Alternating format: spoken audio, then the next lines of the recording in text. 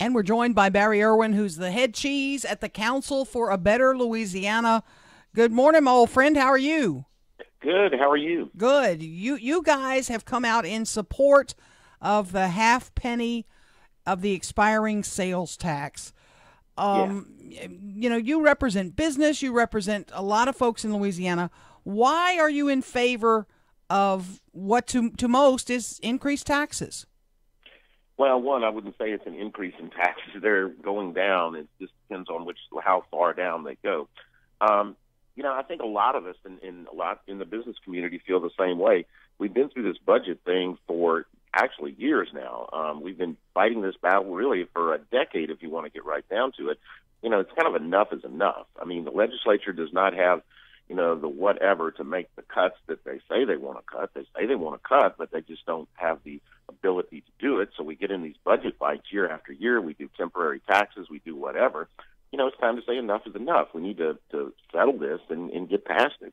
But we've had 2 years. This temporary tax was a 2-year temporary tax, and we were going to fix it in those 2 years and move on down the way and go smell the roses. I don't smell no dang roses, Barry. Well, that was the whole issue. I mean, our group and others had actually spent a long time working on a series of major recommendations to try and change some of our tax structure in ways that I think make us more competitive and put us in a lot better footing than we are now. The legislature didn't do anything with that. They passed a temporary sales tax and said, okay, we'll come back and fix it. Well, they didn't. And so we're in our third special session now. And, it gets a little tiring after a while for the state. There's, I think, a lot of fatigue. And fatigue's not the issue. It's really that we need to solve our problems, and we just haven't been able to do it. So, Mr. Barry, explain to me, walk me through the process where the businesses that you represent are in favor of increased regulation, increased fees, increased costs, and increased having to charge their customers more. Well, it's nothing to do about regulation. All it really is that we've got a penny sales tax that we've had for the last 2 years, and we're going to have a half penny if this thing passes. So it's not like anything's going up. It's going down. We've lived with this for the last 2 years. There hasn't been a hue and uproar and outcry from people. In fact, legislators of all varieties told us that when they passed the temporary tax 2 years ago, people didn't even notice it, and they didn't even get any complaints about it.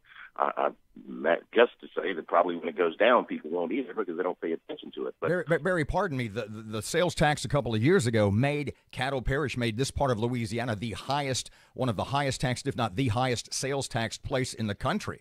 There was kind of an outcry.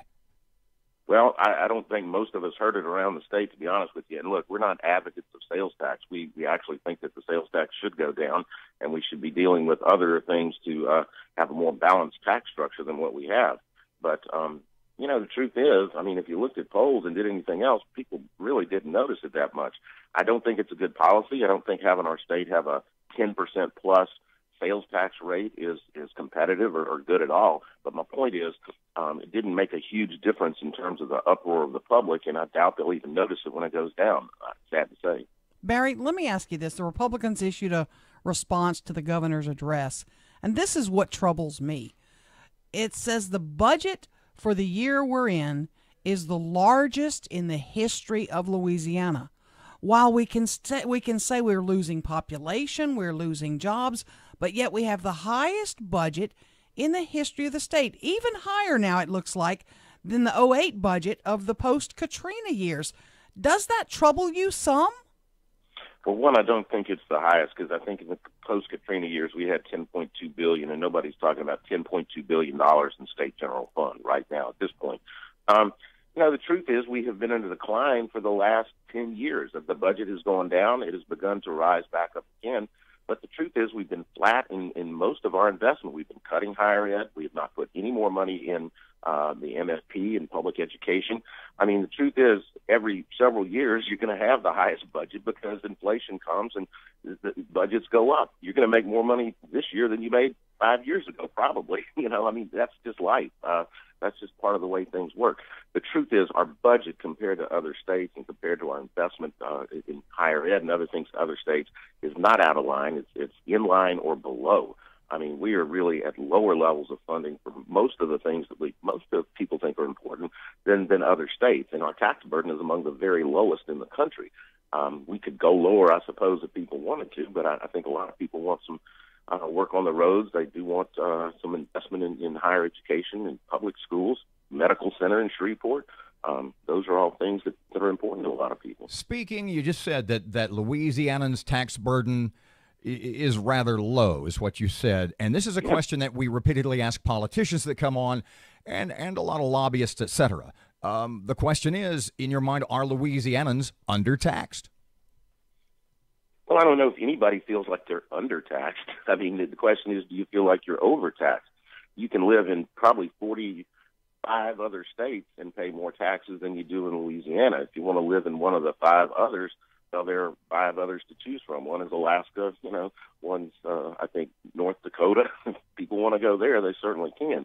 But we do have a low tax burden. It's low when you look at the state and local put together. We're about 45th in the country. We're right tied with Texas, more or less. We're in a very competitive position when it comes to our tax burden. There's some other things where we're not very competitive.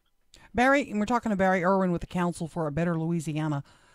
I've asked this of so many people. I'll ask you, why can we not just cut state agencies by 10% or whatever the number is without having all these threats to, putting the elderly on the curb or SNAP benefits will end? Are those the only options? What other cuts could we make? There's got to be some options. Well, some of this has come up before. Our hands are really tied by our Constitution, by dedications and things that we have done to ourselves, and voters have approved these over a very long period of time. So it makes it hard to cut parts of the budget because they're off limits. In fact, basically 2/3 of the budget of the state general fund piece, not the federal dollars, but the other piece, they really can't cut unless they make changes, and they have not made those changes. We've talked about them, they've talked about them, but they hadn't made the changes. The other thing, and I'll be honest, is that in Louisiana, we have a much larger, or their local governments have a much larger dependence on the state than they do in other states. For instance, Texas, big, beautiful community college system over there in Texas. It's all locally funded. We have one. It's all state funded. Same with our hospitals. Same with other things.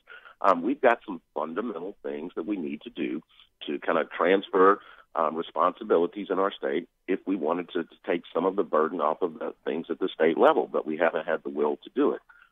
So those are the big structural things that we need to try and do. And when you hear people talking about a constitutional convention, those are the type of things people are talking about looking at, because that's where you can kind of make those changes. That was going to be my question. You said structural changes, and that leads to a potential constitutional convention. What do you think about that? What do the people that you represent think about that?